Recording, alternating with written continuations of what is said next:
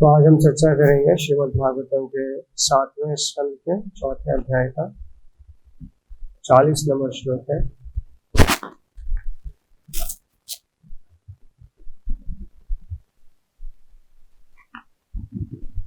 नदति क्वचिदुत्कण्ठ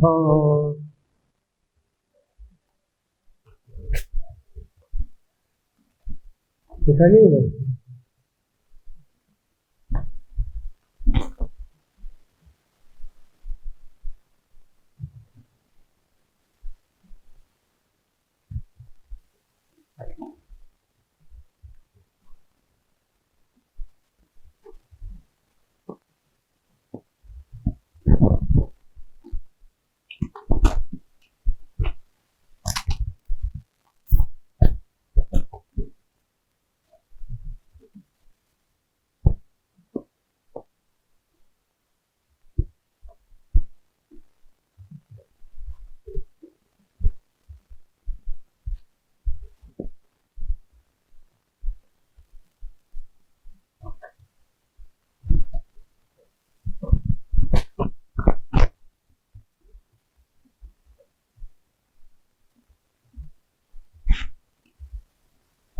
नदति क्वचिदुत्कण्ठ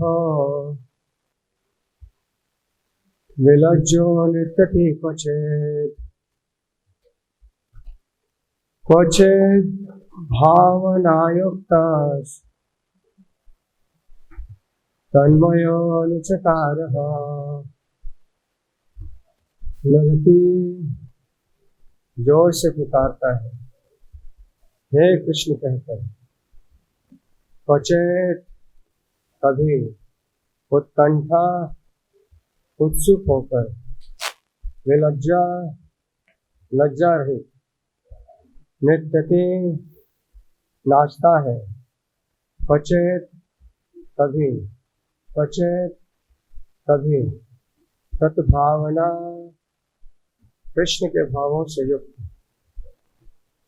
युक्ता लीन होकर, तत्मया ऐसा सोचते हुए कि वह कृष्ण बन गया है, अनुचकार अनुकरण किया और निस्संदेह। अनुवाद और तात्पर्य श्री श्रीमद् भक्तिवेदांत स्वामी श्री प्रभुपाद जी बताया। अनुवाद: कभी पूर्ण पुरुषोत्तम भगवान का दर्शन करके प्रहलाद महाराज पूर्ण उत्सुकतावश जोर से पुकारने लगते। कभी कभी वे प्रसन्नतावश अपनी लज्जा छोड़ बैठते और हर्ष के भावावेश में नाचने लगते। कभी कभी कृष्ण के भावों में विभोर होकर वे भगवान से एकाकार होने का अनुभव करते और उनकी लीलाओं का अनुकरण करते। प्रहलाद महाराज कभी यह अनुभव करते थे कि भगवान उनसे दूर चले गए तो वे जोर से उन्हें पुकारते। जब वे देखते कि भगवान उनके समक्ष है तो वे प्रमुदित होते। कभी कभी अपने आप को परम में लीन समझकर वे भगवान की लीलाओं का अनुकरण करते और भगवान से विलग होने पर वे उन्माद के लक्षण प्रकट करते। भक्त की इन भावनाओं को निर्विशेषवादी कभी भी समझ नहीं सकेंगे। इसके लिए मनुष्य को आध्यात्मिक ज्ञान के भीतर गहराई में प्रवेश करना होता है।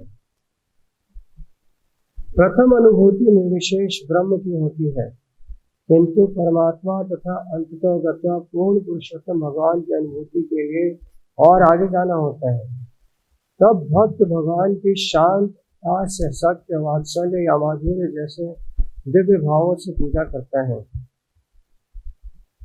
यहाँ पर प्रहलाद महाराज की भावना वात्सल्य रस की थी। जिस प्रकार माता के दूर चले जाने पर बालक रोता है, उसी प्रकार जब प्रहलाद महाराज को लगता कि भगवान दूर है तो वे रोने लगते।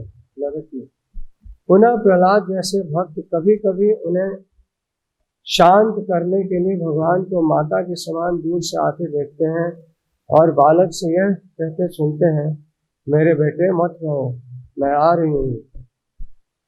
तब भक्त अपने चारों ओर की परिस्थितियों की परवाह न करके यह सोचते हुए नाचने लगता है, ये रहे मेरे स्वामी, मेरे स्वामी आ रहे हैं। इस प्रकार भक्त पूर्णतः हर्षित होकर कभी कभी भगवान की लीलाओं का अनुकरण करता है। जिस तरह ग्वाले जंगली जानवरों के आचरण की नकल उतारते हैं, किंतु वह सचमुच भगवान नहीं बनता। प्रहलाद महाराज ने यहाँ पर वर्णित आध्यात्मिक आनंद की प्राप्ति आध्यात्मिक ज्ञान में उन्नति के द्वारा प्राप्त कर ली थी। ओम अज्ञानतिमिरन्धस्य ज्ञानाञ्जनशलाकया चक्षुरुन्मीलितं येन तस्मै श्रीगुरवे नमः। श्रीचैतन्यमनोभीष्टं स्थापितं येन भूतले स्वयं रूपा कदा मह्यं ददाति स्वपदान्तिकम्। वन्देऽहं श्रीगुरो श्रीयुतापदकमलं श्रीगुरून् वैष्णवांश्च श्रीरूपं साग्रजातं सगणरघुनाथान्वितं तं सजीवं साद्वैतं सावधूतं परिजनसहितं कृष्णचैतन्यदेवं श्रीराधा कृष्णपादान् सगणललिता श्रीविशाखान्वितांश्च। हे कृष्ण करुणा सिंधु दीनबन्धु जगत्पते गोपेश गोपिकान्त राधाकान्त नमोस्तुते। तप्त कांचन गौरांगी राधे वृंदावनेश्वरी वृषभानुसुते देवी प्रणमामि हरिप्रिये। वाञ्छाकल्पतरुभ्यश्च कृपा सिन्धुभ्यः च पतितानां पावनेभ्यो वैष्णवेभ्यो नमो नमः। जय श्री कृष्ण चैतन्य प्रभु नित्यानंद श्री अद्वैत गदाधर शिवासादि गौर भक्तवृंद। हरे कृष्ण कृष्ण कृष्ण हरे हरे हरे राम राम राम हरे हरे। मुखं करोति वाचालं पंगुं लंघयते गिरिं यत्कृपातमहं वन्दे श्रीगुरुं दीनतारिणम्।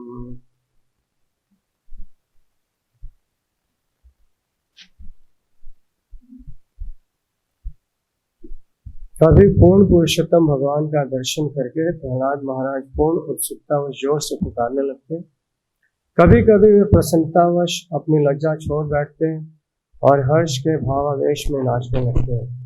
कभी कभी कृष्ण के भावों में विभोर होकर वे भगवान से एकाकार होने का अनुभव करते और उनकी लीलाओं का अनुकरण करते हैं।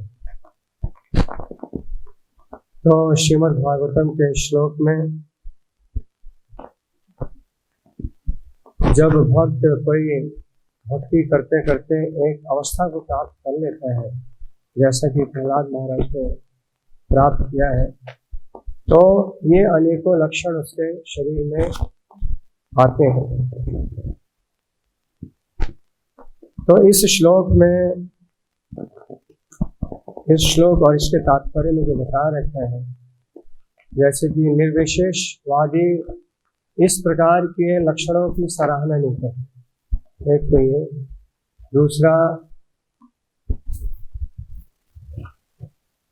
जो भक्त कैसे आगे चल करके भगवान से शांत रस, दास, साख्य, वात्सल्य, ये सभी रसों में कृष्ण की सेवा करता है और उसमें दिव्य आनंद की अनुभूति करता है। तो ये दूसरा। तीसरा, जीवात्माओं के लिए क्या साधन है कि उसको वो साध्य प्राप्त हो जाए, हम सभी भक्तों के लिए और बाकी किसी भी जीवात्मा के लिए भी।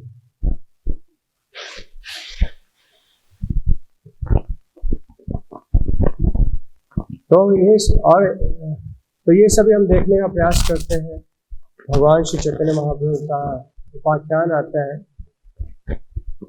उसमें कैसे निर्विशेषवादी इस प्रकार के भावों की लक्षणों की सराहना नहीं कर रहे हैं। तो भगवान तो बहुत ही, जैसे कि यहाँ पे प्रहलाद महाराज कभी वे रोते हैं, कभी नाचने लगते हैं और कभी वो उनको जोर से पुकारने लगते हैं। तो भगवान इतने मधुर है और जीवात्मा उन्हीं को ढूंढ रहा है। कृष्ण पुस्तक में बताया है कि हर कोई कृष्ण को ही ढूंढ रहा है इस संसार में। इस संसार में जितने भी लोग हैं वो सभी कृष्ण के विरह में है और कृष्ण को ढूंढ रहे हैं। हर कोई कृष्ण को ढूंढ रहा है और कोई इसको साक्षात्कार करता है, कोई इसे नहीं कर पाता है। जॉर्ज हैरिसन का है लेखनी, उसमें ऐसे करके बताया है। इस संसार में जितने भी रूप लोग ढूंढ रहे हैं वो सभी रूपों में वास्तव में वो कृष्ण को ही ढूंढ रहे हैं। तो ऐसे भगवान जब किसी को मिल जाते हैं तो फिर उनसे विरह जब हो जाता है तो फिर क्यों नहीं वो उसके लिए रोए, उनके लिए रोए। भगवान सभी गुणों की खान है, मधुरता से भरे हुए, इसलिए मधुराष्टक में कहा गया है अधरम मधुरम वदनम मधुरम नयनम मधुरम हसितम मधुरम हृदयम मधुरम गमनम मधुरम मधुराधिपतेरखिलम मधुरम। जिनका आधर, जिनका होठ मधुर है, अधरम मधुरम वदनम मधुरम, जिनका पूरा शरीर ही मधुर है। हृदयम मधुरम, उनका हृदय भी मधुर है, उनका चलना मधुर है, उनका बोलना मधुर है। वचनम मधुरम वसनम मधुरम, सोना मधुर है, सब कुछ मधुर है उनका। तो ऐसे भगवान जब किसी को मिलते हैं तो फिर वो अवश्य इस प्रकार के जो भाव है उसके शरीर में प्रकट होने शुरू हो जाते हैं। और ऐसा भी बताया गया है कि भगवान तो कभी भक्त कभी भी भक्त कभी भी ऐसा समय नहीं होता है कि भगवान को भूलते नहीं है, हमेशा वो भगवान का स्मरण ही करते हैं। प्रेमांजन छुरित भक्ति विलोचन, सदैव भक्त जो है कृष्ण को अपने हृदय में देखता है। तो फिर विरह कैसे हो रहे हैं, भगवान से दूर कैसे हो रहे हैं? तो ऐसी अवस्था में ये दोनों लक्षण होते हैं। एक तो विप्रलंबा की सेवा होती है जब भगवान दूर चले जाते हैं, और उस अवस्था में भक्त अनेकों प्रकार से भगवान का स्मरण करता है, उनकी लीला का स्मरण करता है, उनके गुणों का स्मरण करता है, उनके नाम का स्मरण करता है। और उस वक्त एक प्रकार के लक्षण आते हैं, और जब भगवान से मिलन होता है तो फिर दूसरे प्रकार के लक्षण आते हैं। इसलिए दोनों विरोधाभास के लक्षण जो है, जैसे दैन्यता भी होती है और गर्व भी होता है, ये सभी लक्षण अलग अलग प्रकार से दोनों प्रकार के भाव में विप्रलंबा और जो भगवान से मिलन होता है उसमें ये सभी लक्षण प्रकट होते हैं शरीर में। तो हम ये सभी देखते हैं कैसे इसमें चैतन्य महाप्रभु के जीवन में आया। चैतन्य महाप्रभु अपने जीवन से शिक्षा दे रहे हैं जीवात्माओं को कि क्या साधन अपनाना चाहिए अपने जीवन में, और कैसे निर्विशेषवादी उसकी सराहना नहीं करते। तो शंकराचार्य प्रकाशानंद सरस्वती थे, वे महाप्रभु को देखते हैं नाचते हुए, गाते हुए और कीर्तन करते हुए अनेकों भक्तों के समूह में।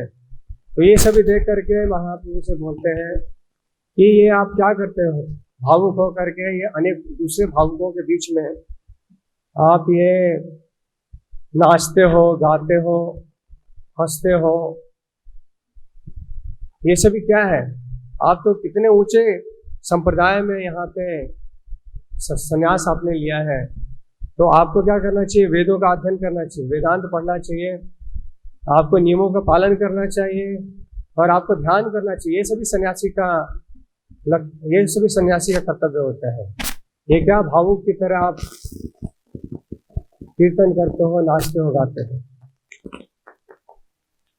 वैसे दिखने में तो तुम साक्षात नारायण लगते हो। चैतन्य महाप्रभु के प्रभाव से प्रकाशानंद सरस्वती इस बात को समझ गए। प्रभुपाद जी तात्पर्य में बताते हैं कि चैतन्य महाप्रभु साक्षात नारायण है। तो ये देख करके वो बोलते हैं कि साक्षात नारायण हो, लेकिन ये सभी जो भावुकों की तरह तुम कर रहे हो ये सब तुमको नहीं करना चाहिए, वेद इत्यादि का पठन करना चाहिए। तो इस प्रकार से जब प्रकाशानंद सरस्वती चैतन्य महाप्रभु के इस प्रकार के व्यवहार को चुनौती देते हैं, चैलेंज करते हैं, तब फिर महाप्रभु आगे क्या बोलते हैं? यहाँ पे देख रहे कैसे प्रकाशानंद सरस्वती जो निर्विशेषवादी थे, उन्होंने कैसे सराहना नहीं की इस प्रकार के व्यवहार को, जो कि गोपाल जी यहाँ पे तात्पर्य में बता रहे हैं। तो महाप्रभु बोलना शुरू करते आगे चलते, प्रभु कहे सुन शिपाली हर कारण, गुरु मोरे मूर्खा देखी कविलाशाश्रम। तो चैतन्य महाप्रभु बोलते हैं कि सुनिए शिपाल, मैं जो कुछ भी करता हूँ, नाचता हूँ, गाता हूँ, या जो भी रोता हूँ। तो इसका कारण क्या है, इसको सुनिए। मेरे गुरु ने मुझे मूर्ख देखा, मूर्ख देख करके मेरे ऊपर शासन किया। शासन मतलब उन्होंने बताया क्या तुमको करना चाहिए, क्या नहीं करना चाहिए।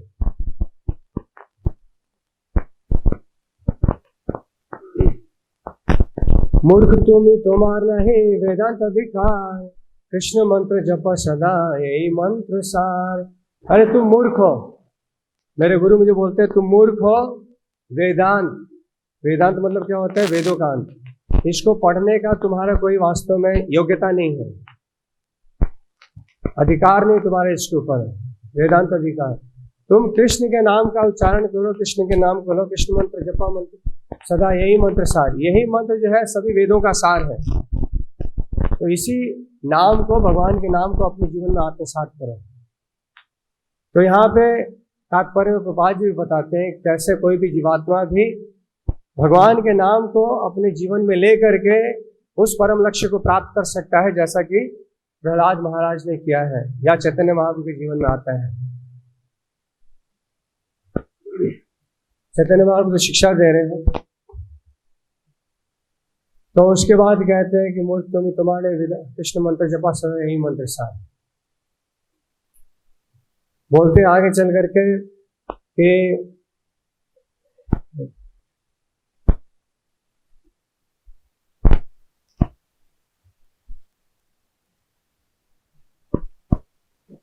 कृष्ण मंत्र हईते हवे संसार मोचन, कृष्ण नाम हईते पावे कृष्ण चरण। तो भगवान का नाम लेने से क्या होता है, पूरा संसार नष्ट हो जाता है, और कृष्ण का नाम लेने से कृष्ण के चरण कमल प्राप्त हो जाते हैं। तो कृष्ण के चरण कमल प्राप्त हो जाते हैं, कृष्ण के प्रति प्रेम आ जाता है। फिर बोलते हैं नाम बिनु कली काले नाही हरे धर्म, सर्व मंत्र सार नाम है शास्त्र मर्म। इस कलयुग में भगवान के नाम के अलावा कोई दूसरा धर्म नहीं है, यही सभी शास्त्रों का सार है। तो बहुत बार लोग शास्त्रों को पढ़ करके कुछ उसमें से निकाल लेते हैं।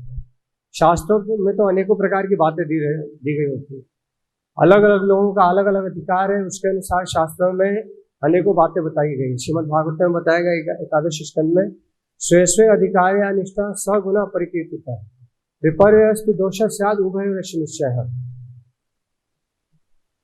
किसी व्यक्ति का कोई अधिकार है तो उसके अनुसार अगर वो कुछ शास्त्रों से लेता है या उसके गुरु उसके आधार पे ही शास्त्रों से उसको बताते हैं, तब यही वास्तव में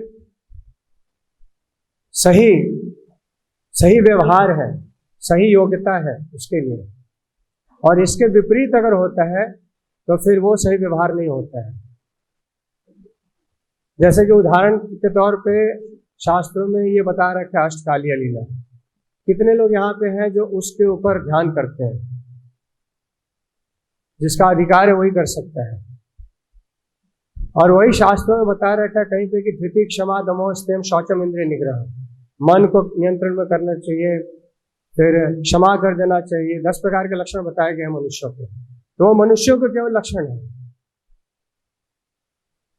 वो भक्ति नहीं है इसमें। धृति क्षमा दमो स्तेम शौचम, स्वच्छता रखने चाहिए, इंद्रियों को निग्रह में करना चाहिए, इंद्रिय निग्रह, धीर विद्या सत्यम अक्रोध दशकम धर्म लक्षणम, क्रोध नहीं करना चाहिए, सत्य बोलना चाहिए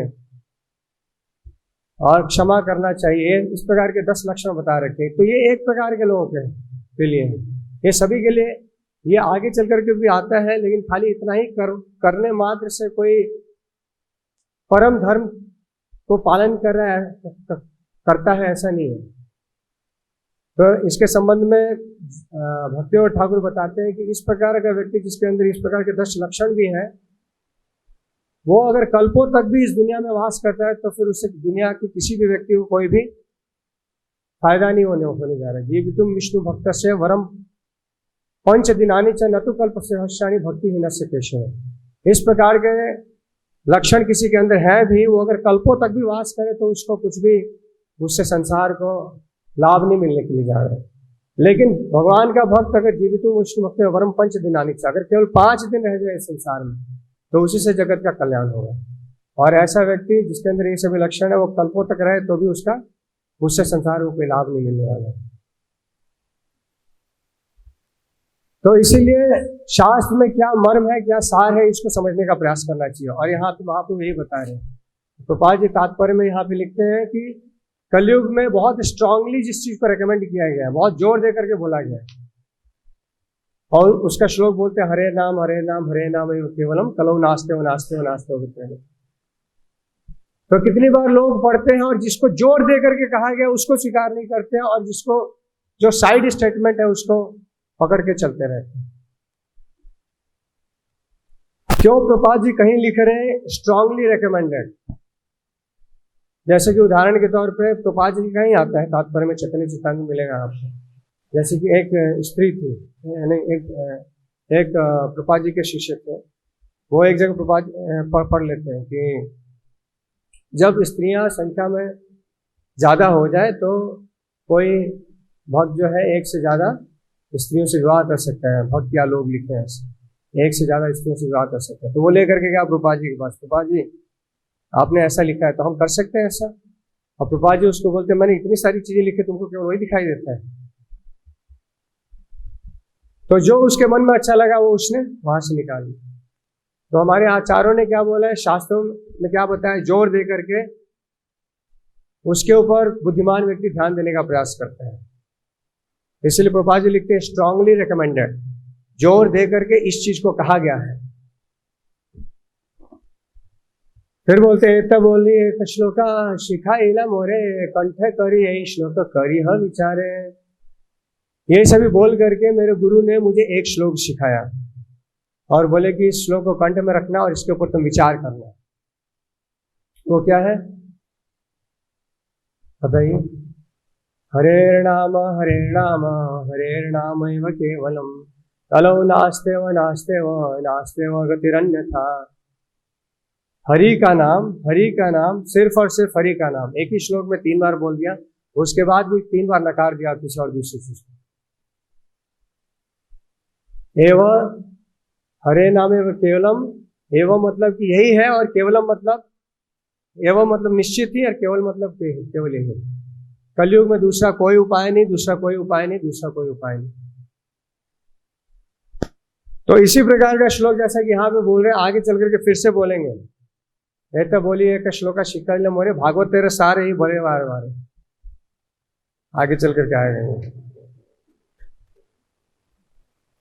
उसके आगे बोलते हैं ये आज्ञा जब मुझे मेरे गुरु से मिला तब मैं गया भगवान का नाम लेना शुरू कर दिया। भगवान का नाम लेना शुरू कर दिया, लेकिन लेते लेते ये क्या हो रहा है, मेरा मन जो है उत्तेजित होने लगा। कभी मैं हंसने लगा, कभी गाने लगा, कभी रोने लगा। इस प्रकार से अनेकों प्रकार के लक्षण मेरे शरीर में आने लगा, जैसा कि यहाँ पे प्रहलाद महाराज के भी शरीर में आ रहा है। ये सभी लक्षण मेरे शरीर में आने लगे और मैं फिर इसके ऊपर विचार करने लगा, ये हो क्या रहा है मेरे साथ?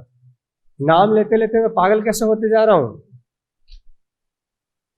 तो बोलते हैं धैर्य धर करके मैंने विचार किया और जा करके मेरे गुरु के पास ये निवेदन किया कि ये नाम लेते लेते हो क्या रहा है, मेरे सारे ज्ञान को ढक रहा है ये। तो भगवान के नाम का ये प्रभाव होता है कि ये सारे ज्ञान को ढक देता है। भगवान के नाम से ज्ञान आता भी है, लेकिन जो अगर तीव्रता से भगवान का नाम लेता है तो उससे ज्ञान ढक भी जाता है। ढकता क्यों है और आता कैसे है? आता है यदि इच्छसि परम ज्ञानम ज्ञानादित परम पदम तदा धारेण राजेंद्र कुरु गोविंद कीर्तनम, ऐसा बताया गया है। अगर तुमको परम ज्ञान चाहिए जिससे गोविंद के चरण कमल मिल जाए तो केवल गोविंद के नामों का कीर्तन करो, इससे ज्ञान मिलता है।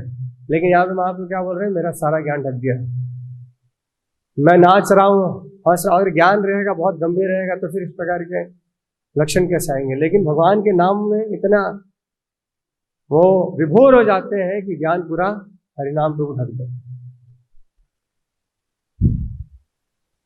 तो फिर ये सभी तो अपने गुरु के समक्ष प्रकट करते हैं, मैं नाचता हूँ, हंसता हूँ, गाता हूँ, ये सब क्या हो रहा है मेरे से?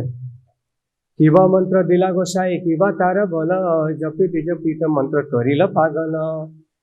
हे गुरुदेवी आपने किस प्रकार का मंत्र दिया है मुझे?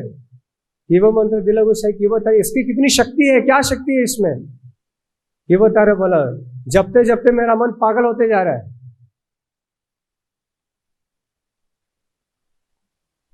तो आगे बोलते हैं, हंसाए ना चाहे मोरे कराए क्रंदना, तो सुनी गुरु हासी बोलीला वचन। वो बोलते ये कभी हंसाता है, कभी नचाता है, कभी रुलाता है, ये कर क्या रहा है हरिनाम मेरे साथ।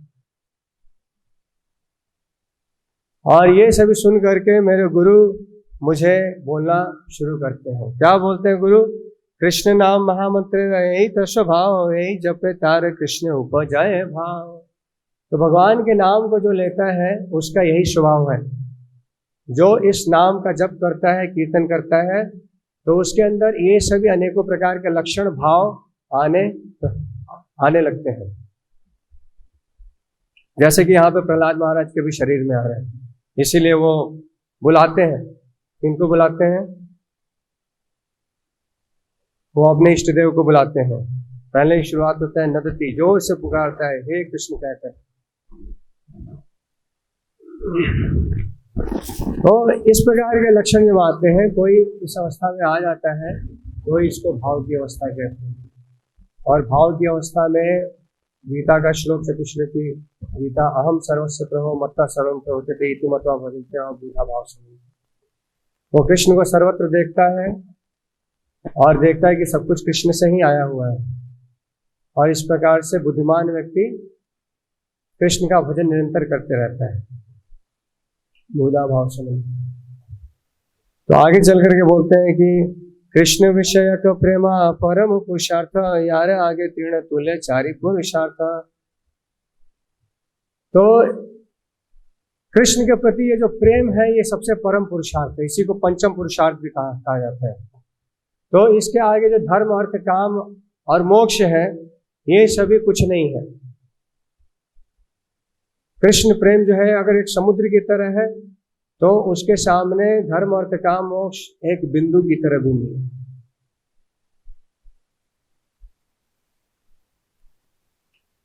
पंचम पुरुषार्थ प्रेमा नंदामृता सिंधु मोक्षादि आनंद यार, न है एक बिंदु, यही चीज होता है। फिर बोलते हैं कृष्ण के नाम का फल क्या होता है? कृष्ण नामेर फल प्रेमा सर्वशास्त्र कया, भाग्य से प्रेमा तुम्हें करिला उदय। कृष्ण के नाम का फल है कि कृष्ण के प्रति प्रेम आ जाए, और सौभाग्य से तुम्हारे जीवन में उस प्रकार का प्रेम अब आ गया है कृष्ण के प्रति। प्रेमार स्वभाव करे चित्त तनुक्षोभ, कृष्ण चरण प्राप्त उपजाय लोभ। तो इस प्रेम का स्वभाव होता है कि वो अनेकों प्रकार के लक्षण पैदा करना शुरू कर देता है और व्यक्ति को और ज्यादा उत्तेजित करता है। कृष्ण को प्राप्त करने के लिए, वैसी लालसा बढ़ाने के लिए ये भगवान का नाम और उत्तेजित करता है, और उस प्रकार की लालसा बढ़ती है फिर कृष्ण को प्राप्त करने के लिए। फिर बोलते हैं अनेकों प्रकार के ये लक्षण भगवान का नाम लेते लेते शरीर में आते हैं। पसीना आना, शरीर का थरथर कांपना, रोंगटे खड़े होना, आवाज अवरुद्ध हो जाना, दयानता, नम्रता, ये सभी अनेकों प्रकार के लक्षण आने शुरू हो जाते हैं। फिर बोलते भाला हैला पाइना तुम्हें परम अपुरुषार्थ, तो तुम्हारे प्रेम हईला कृतार्थ। अब बोल रहे हैं कि बहुत अच्छा है, तुमको ये कृष्ण के प्रति प्रेम प्राप्त हो गया है, और इस तुमको क्योंकि प्रेम प्राप्त हो गया है, इसके लिए मैं बहुत ज्यादा कृतार्थ हो गया हूं तुम्हारे प्रति। आगे बोलते हैं नाचे गाओ भक्त संगे कर संकीर्तना, कृष्ण नाम उपदेशी तार सर्वजना। अब जाओ नाचो गाओ, भक्तों के साथ संकीर्तन करो, भक्त संगे कर संकीर्तन, और कृष्ण नाम का तुम प्रचार करो और सभी जीवात्माओं का इस प्रकार से कल्याण करो। तो सभी जीवात्माओं मतलब हम भी जीवात्माएं उसके अंदर आ जाते हैं। तो हमारे को भी यहाँ पे चैतन्य महाप्रभु बता रहे हैं क्या लेना चाहिए, क्या नहीं लेना चाहिए, कैसे करना चाहिए, क्या लेना चाहिए, क्या छोड़ना चाहिए, सब कुछ बता रहे हैं।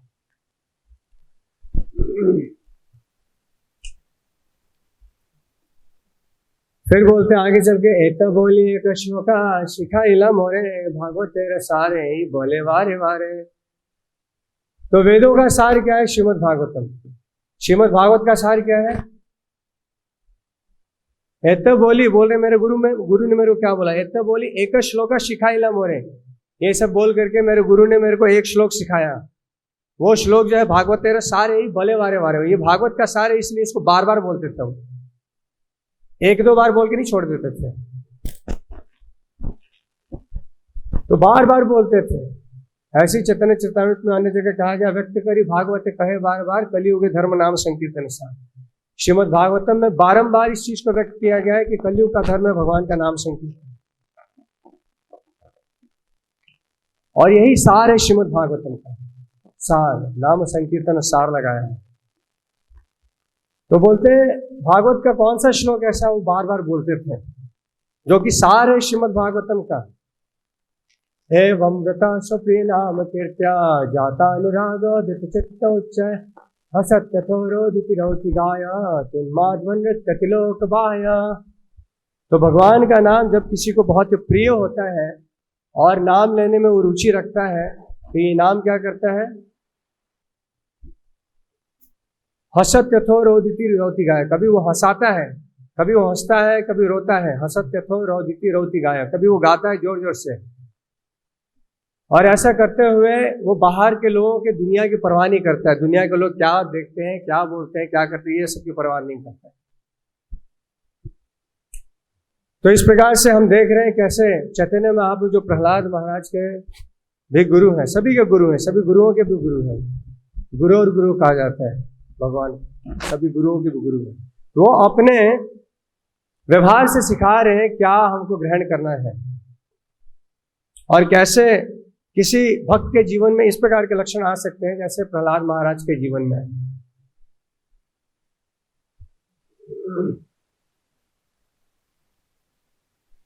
तो चैतन्य महाप्रभु यहाँ पे बताया है अंतिम श्लोक में क्या, कि वो बाहरी लोगों की परवाह नहीं करता। कैसे परवाह नहीं करता? उन्हीं के गुरु बोल रहे हैं। कौन है गुरु? गुरु के गुरु माधवेंद्र गुरु। मंदव बांधव संचया जड़धिया।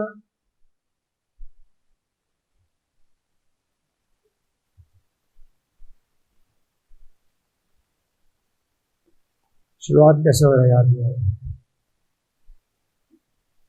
तो वो बोलते हैं कि जो नीतिवान लोग हैं वो मुझे भले ही बोले कि ये जो तुम, ये व्यक्ति जो है क्या हो गया है, ये भ्रमित हो गया है, ये मोह में पड़ गया। नीतिवान लोग मुझे ऐसे बोले, मंदव बांधव संचया जड़ ध्यान मुक्ता जरा सुधरा। मेरा भाई जो है, उसका मेरा भाई मुझे बोले कि ये मूर्ख हो गया है, और मेरे मित्र और बांधव हैं, ये लोग मेरे को बोले कि ये निराश हो गया, फ्रस्ट्रेटेड हो गया है। उसके बाद बोलते वेदों में पटु लोग जो है वो बोले, मेरे को बोले ये पथभ्रष्ट हो गया है। उन्मत्तम धनिनो विवेक चतुरा कामम महादाम्बिकम। जो धनी सब है वो मेरी तरफ उंगली दिखा करके बोले कि पागल हो गया ये। उन्मत्तम धनिनो विवेक चतुरा कामम महादाम्बिकम।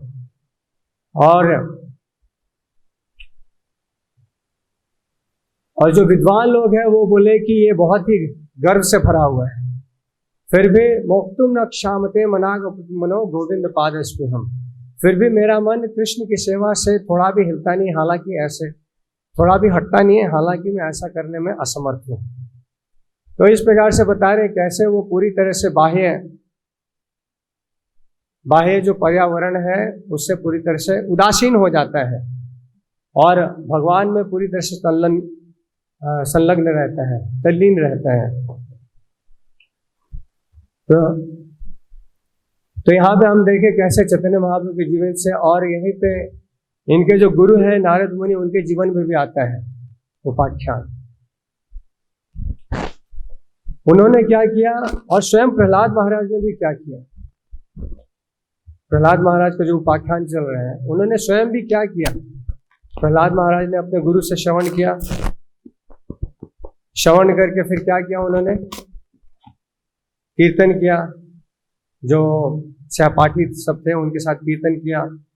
इनके कीर्तन के प्रभाव से उनका भी मन बदल गया। श्रवणम कीर्तनम विष्णु स्मरणम पाद सेवनम, ये भक्ति के नवधा भक्ति बताते हैं। वो अपने पिताजी को बताते हैं, पिताजी को बताते हैं, किसको बताते हैं, ये बताते हैं खैर, श्रवणम कीर्तनम। और तो फिर ये जो नव भक्ति के अंग है, इसमें भी भक्ति विनोद ठाकुर कहते हैं ऐसा कि श्रवण कीर्तन और स्मरण ये सबसे मुख्य है, और ये भक्ति का जो है बैकबोन है, रीढ़ की हड्डी है, ये रीढ़ की हड्डी है। और इसमें भी अगर देखें तो बताया भजन मध्य सर्वश्रेष्ठ नाम, तो उसी नाम के ऊपर ला रहे हैं जैसा कि यहाँ पे आया है। तो उससे इस प्रकार के दिव्य उन्माद के लक्षण प्रकट होते हैं, जैसे कि प्रहलाद महाराज की श्री में।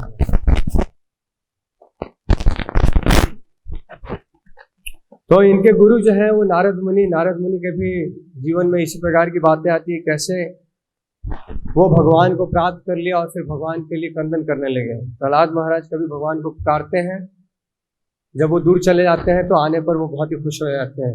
जैसे कि कोई माँ देखती है, कोई बच्चा देखता है कि माँ उसकी दूर चली गई है तो फिर रोना शुरू कर देता है, बुलाना शुरू कर देता है, और माँ के नजदीक आने से बच्चा फिर से खुश हो जाता है, हंसना शुरू कर देता है। तो उसी प्रकार से इनके गुरु के संबंध में भी आता है। नारद मुनि कैसे एक बार जब उनकी माँ चली गई तो फिर वो वट वृक्ष के नीचे ध्यान कर रहे थे भगवान के रूप का। तो भगवान के रूप का ध्यान करते करते उनका रूप, भगवान का रूप उनके हृदय में आ जाता है, हृदय में आता है। वो भगवान के रूप को देखते हैं, और भगवान का रूप इतना मनमोहक है, इतना मनमोहक है कि वो देखते रहते हैं, और अचानक भगवान अपने रूप को उनके अंदर से क्या करते हैं, तिरोहित कर लेते हैं, हटा देते हैं। तो जैसे कोई बहुत मूल्यवान वस्तु है वो खो जाए तो कैसे कोई व्यक्ति उसके लिए विवल हो जाता है, कहाँ खो गया, ढूंढना शुरू कर देता है दूर। तो ऐसे भगवान के अंदर से खो जाने पर नारद मुनि जो है बहुत ज़्यादा, पिछले जन्म में दासी पुत्र जब थे तो बहुत ज़्यादा उद्विग्न हो जाते हैं और ढूंढना शुरू कर देते हैं, क्या हुआ, कहाँ गया। वहीं पे बैठ करके फिर से वो ध्यान करना शुरू करते हैं, और उसी प्रयास से फिर से भगवान का रूप सामने आता नहीं। वही प्रयास करते हैं, लेकिन फिर दोबारा भगवान का रूप सामने आता नहीं। क्यों नहीं आता है? क्योंकि भगवान की अहेतुकी कृपा के बिना भगवान का दर्शन करना कोई कर नहीं सकता है। जब किसी को भगवान की अहेतुकी कृपा होगी, भले ही पहले वाला ही नियम वो फिर से पालन कर रहे हैं, लेकिन फिर भी अभी इस बार भगवान उनको दिखाई नहीं दी। तो भगवान जब सेवा से प्रसन्न हो जाते हैं और अहेतुकी कृपा करते हैं, सामने में आते हैं, तभी जाकर के कृष्ण का दर्शन होता है। अपने बलबूते पे ये सब नहीं होता है। और कृष्ण के ऊपर इस प्रकार की निर्भरता रखना, श्रद्धा रखना, यही है भक्ति। गीता में भगवान कहते हैं कि भक्त्या त्वानन्या शक्य अहम एवं विधोर्जुना ज्ञातुम द्रष्टुम च सत्वेन प्रवेष्टुम च परन्तप। केवल भक्ति से मुझे तुम जान सकते हो। भक्त्या त्वानन्या शक्य अहम एवं विधोर्जुना, तुम मुझे जान सकते हो, देख सकते हो जैसे मैं हूं तुम्हारे सामने। और मेरी जो समझ है, गुह्य समझ है, उसमें तुम प्रवेश कर सकते हो। ये सभी कैसे होगा? भक्ति से होगा। अगर ज्ञान मिश्र भक्ति है, कर्म मिश्र भक्ति है, या योग मिश्र है, तो ये सब इससे नहीं होने वाला है। भक्ति मतलब करना है, इसको करने के लिए, नाम लेना है, नाम लेने के लिए, भागवत पढ़ना है, भागवत पढ़ने के लिए, इसी को भक्ति कहा है। प्रभुपाद जी से एक बार पूछा गया, what you will get bye chanting, आपको ये जपा करके नाम लेकर के मिलेगा क्या? प्रभुपाद जी बोलते और नाम लेने के लिए मिलेगा। तो यही करने के लिए और भी मिलेगा। भगवान के लिए माला बना के क्या मिलेगा? और माला बनाने के लिए मिलेगा। भगवान का श्रृंगार करके क्या मिलेगा? और श्रृंगार करने के लिए मिलेगा। कुकिंग करके क्या मिलेगा? और कुकिंग करने के लिए मिलेगा। सबसे बड़ा फल यही वास्तव में। भगवान का दर्शन करके क्या मिलेगा? और दर्शन करने के लिए मिलेगा। तो नारद मुनि के हृदय से जब भगवान तिरोहित कर लेते हैं तो बहुत प्रयास करते हैं, बहुत प्रयास करते हैं, लेकिन भगवान फिर से उनके समक्ष आते नहीं है। और लेकिन जब नारद मुनि इस प्रकार से देख लेते हैं तो उनकी सारी इंद्रियों में प्रकाश आ जाता है भगवान की सेवा करने के लिए। नहीं तो ऐसे बद्ध जीवात्माओं की इंद्रियां जो है सोई रहती हैं, उनमें जान नहीं रहती, लेकिन भगवान की कृपा से फिर इंद्रियों में प्रकाश आ जाता है। और फिर प्रभुपाद जी ऐसा बताते हैं कि वो उन प्रकाशित इंद्रियों से भगवान की सेवा करने के लिए तैयार हो गए थे। भगवान ने जब ये सभी देखा तो फिर भगवान ने बोला उनको कि नारद, इस जीवन में मैं तुम्हें मेरा दर्शन नहीं होगा।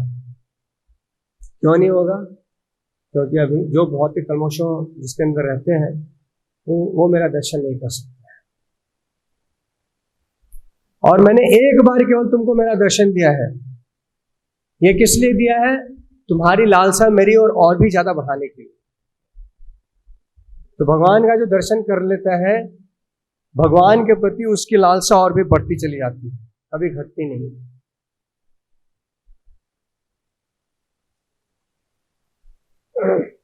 क्योंकि भगवान का जो दर्शन होता है वो ऐसा नहीं है कि भौतिक जीवात्माओं, मतलब कि जो भौतिक शरीर में है उनका जो दर्शन है उस प्रकार से। ये सब दर्शन कोई करेगा, कुछ समय के बाद यही चीज फीका लगने लगेगा।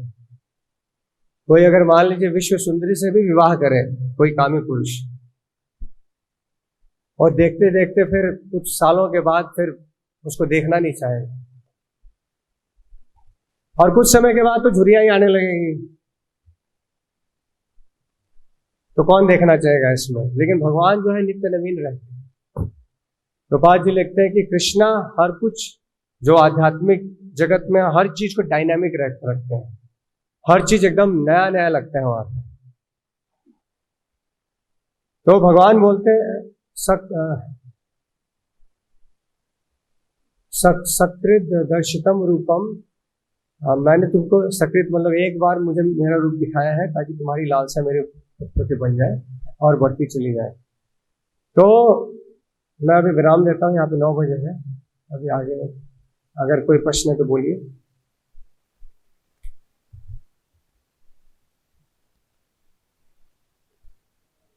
हरे कृष्ण, धन्यवाद। श्रीमद् भागवत महापुराण की, श्रील प्रभुपाद की।